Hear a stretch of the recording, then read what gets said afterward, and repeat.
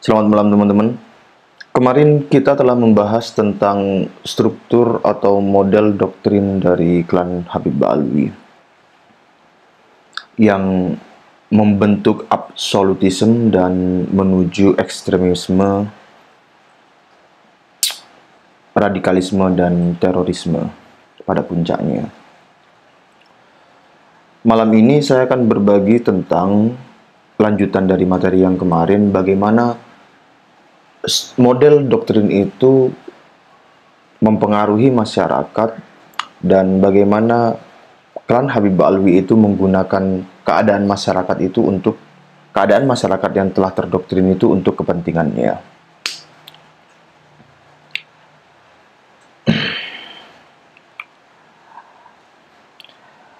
Masyarakat didoktrin untuk melihat realitas masyarakat atau realitas keadaan beserta subjek-subjek pelaku di dalamnya itu di dalam dua kategori, yakni cucu Nabi dan non-cucu Nabi. Nah, mereka membentuk persepsi itu, menanamkan persepsi dan keyakinan semacam itu. Jadi, mereka membentuk persepsi, keyakinan dikotomis, dikotomik pattern two categories, di mana yang satu adalah cucu Nabi dan yang kategori yang lain dipandang sebagai non cucu Nabi, di mana kategori orang-orang yang masuk kategori cucu Nabi itu di branding sedemikian rupa bahwa mereka lah Islam itu sendiri secara absolut. Fox Habib Fox Day, suara Habib adalah suara Tuhan, suara Islam itu sendiri. Sedangkan vis-a-vis pihak yang lain yang dipandang sebagai non cucu Nabi itu diposisikan sebagai bukan Islam atau dibikin jatuh untuk menciptakan keadaan sosial atau public distrust. Kemudian pihak ini kehilangan dukungan publik serta diberi tekanan publik kepada pihak ini atas nama membela cucu Nabi atau membela Islam. Masyarakat dibikin melihat kategori cucu Nabi itu adalah ini Islam yang pasti benar karena ini cucu Nabi. Sedangkan kategori yang lain, yakni non cucu Nabi itu, setidaknya mereka posisikan di persepsi masyarakat itu sebagai ini bukan Islam karena ini bukan cucu Nabi, atau ini Islamnya kurang sahih atau Islamnya tidak benar karena bukan cucu Nabi. Dan narasi-narasi itu sudah banyak kita dengar diungkapkan oleh klan Habib Ba'alwi.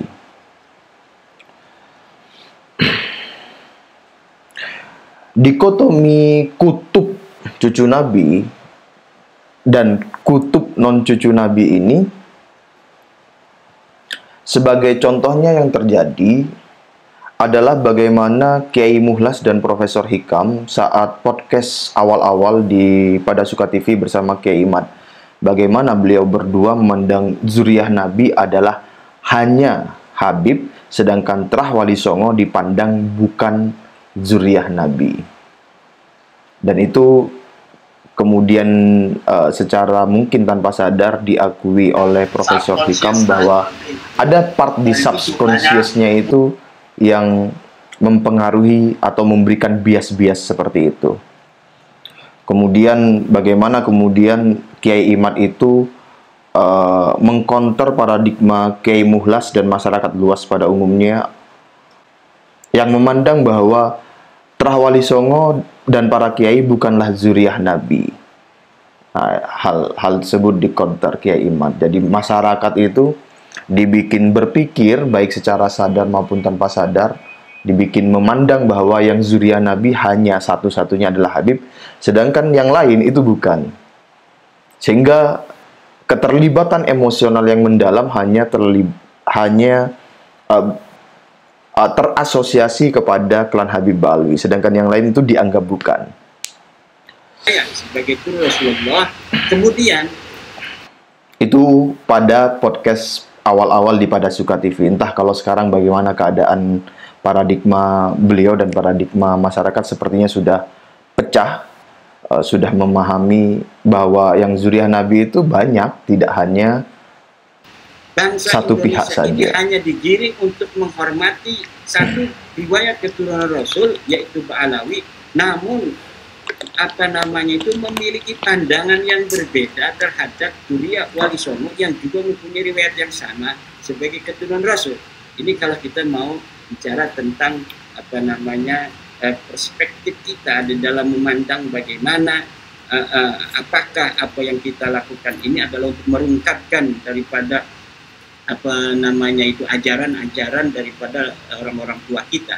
Sini harus ada nilai keadilan juga yang dibangun oleh siapa saja yang mengamati daripada polemik ini ya. Fungsi dari membranding klan Habib itu sebagai satu-satunya cucu Nabi itu adalah, setidaknya saya memformulasikan 4 secara sequence. Yang pertama adalah untuk menarik massa, creating awareness. Kemudian yang kedua, menggalang dan konsolidasi dukungan massa, akuisisi dan konsolidasi. Kemudian tahap berikutnya adalah yang ketiga adalah baru kemudian menggerakkan massa, aksi massa seperti persekusi, demo dan lain sebagainya, baik itu di online maupun offline. Kemudian yang keempat adalah membentuk keadaan mekanisme sosial atau metabolisme sosial berbasis demokrasi, yakni kebijakan yang dikendalikan oleh tekanan massa atau oleh perang sosial atau perang narasi yang digulirkan di ruang publik. Itu seperti kejadian bagaimana 212 dan istana negara itu dikepung oleh FPI. Pada gambar saya tuliskan di situ pihak lain. Pihak lain itu bisa siapa saja, bisa organisasi apa saja. Pokoknya di luar klan Habib, maka itu masuk ke kategori pihak lain yang bukan non cucu Nabi.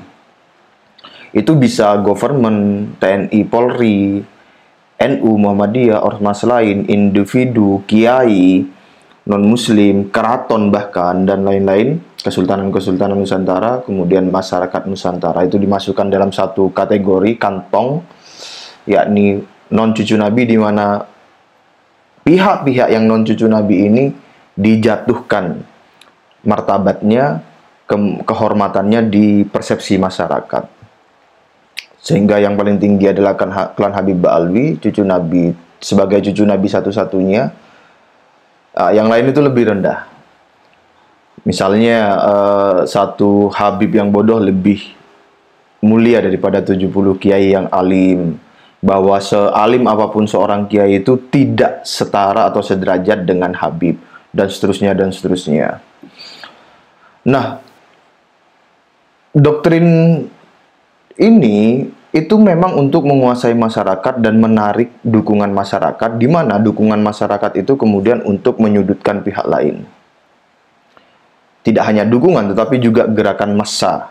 Nah, itu untuk menyudutkan dan tanda kutip membasmi pihak lain, membungkam pihak lain. Dan itu pola-pola mereka begitu. Makanya yang harus kita lakukan adalah terus mencerdaskan masyarakat, menyadarkan masyarakat, ya bareng-bareng kita, ya pelan-pelan, santai aja, terus bahwa itu adalah manipulasi dari klan mereka. Kecenderungan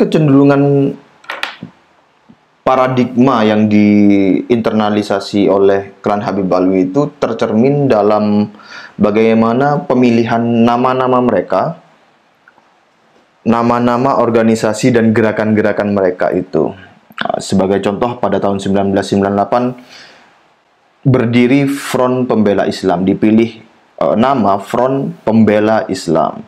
Kemudian 2007, barangkali ada yang belum tahu, itu Habib Bahar bin Smith pernah mendirikan Majelis Pembela Rasulullah. Kemudian 2008 Habib Munzir Musawa itu membuat majelis dengan nama Majelis Rasulullah. 2016 Aksi Bela Islam, GNPF MUI juga 2016. Perhatikan penamaannya, pemilihan katanya Gerakan Nasional Pengawal Fatwa MUI.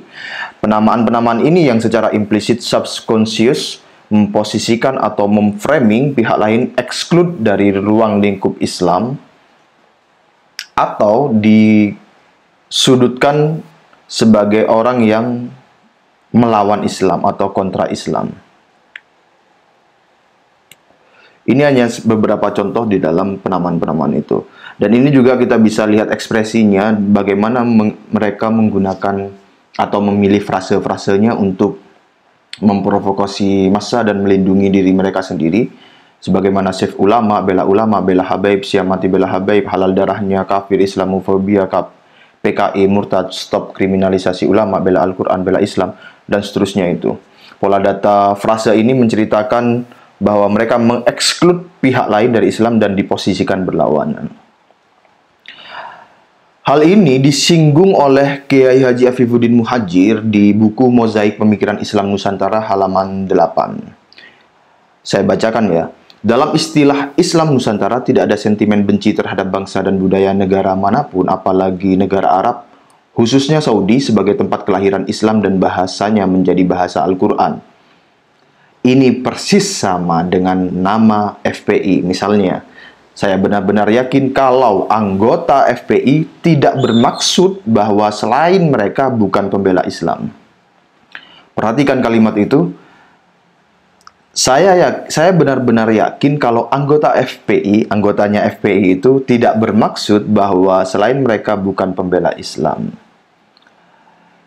Ini gaya bahasa sindiran sekaligus musakalah atau perimbangan opini dari Kiai Afif. Ini bahasa halus diplomatisnya Kiai Afif lah.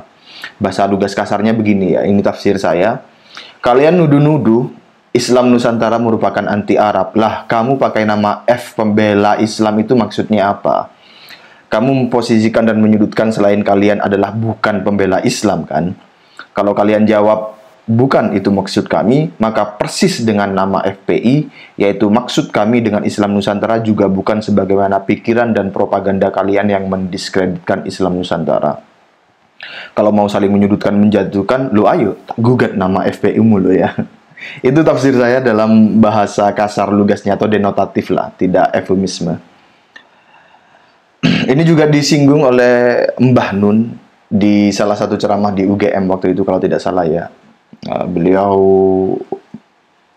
mengatakan bahwa orang yang menduga dirinya membela Islam berarti itu bukan Islam. Karena pembela dan yang dibela itu dua objek atau dua subjek yang berbeda. Kurang lebih begitu. Bela Raffi. Artinya adalah Raffi bukan aku. Arti yang lain adalah aku bukan Raffi. Jadi kalau aku membela sesuatu atau seseorang berarti seseorang atau sesuatu itu bukan aku, bener gak? Kalau aku membela Islam berarti aku bukan Islam, jelas. Rawahu Kiai Toto, gitu kan? Humor dalam bungkusan humoris lah, humor ya, dan keakraban kemesraan interaksi antara Mbah Nun dan rekan-rekan jamaah yang ada di situ. Pola-pola penyudutan seperti ini berdasarkan core doktrin cucu Nabi. Habib sama dengan cucu Nabi, sama dengan Nabi itu sendiri, sama dengan Allah, dan sama dengan Islam itu sendiri. Itu bisa digunakan dan akan digunakan ketika mereka melawan pemerintah, dan ini sudah kita ketahui ya.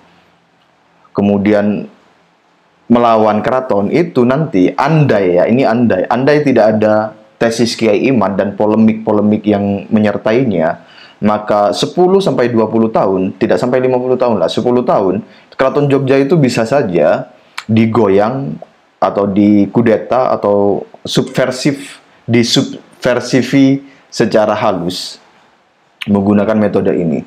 Jangan keliru, istana negara saja dikepung dan digoyang seperti itu, apalagi Keraton Jogja yang posisinya berotoritas budaya di persepsi masyarakat, bukan otoritas agama Islam. Pihak-pihak yang pihak-pihak Islam sendiri, tokoh-tokoh NU umpamanya, itu saja direndah-rendahkan dan diserang oleh klan Habib Ba'alwi, apalagi pihak-pihak yang tidak berada dalam kerangka sosial dan keagamaan sebagai otoritas agama. Seperti Keraton Jogja, itu akan kemungkinan besar akan digoyang andai tidak ada polemik atau diskursus nasab ini dan penemuan pemalsuan-pemalsuan makam itu. If zero resistance, secara ringkas itu arahnya ke sana. Kemudian if zero resistance, NU ndak ngapa-ngapain, kemudian makam itu tetap begitu, sejarah yang diubah itu tidak ada yang menganulir, maka nanti Muhammadiyah itu juga akan disudutkan begitu, dengan pola yang sama, dengan jurus yang sama, dan seterusnya. Muhammadiyah selesai, di dalam internal Islam itu selesai, mereka akan jalan ke luar. Nanti umat beragama Kristen, Buddha, dan lain sebagainya itu akan diperlakukan yang sama. Mudah saja orang yang sesama Islam saja, NU saja dijatuhkan begitu, diserang begitu, apalagi yang bukan.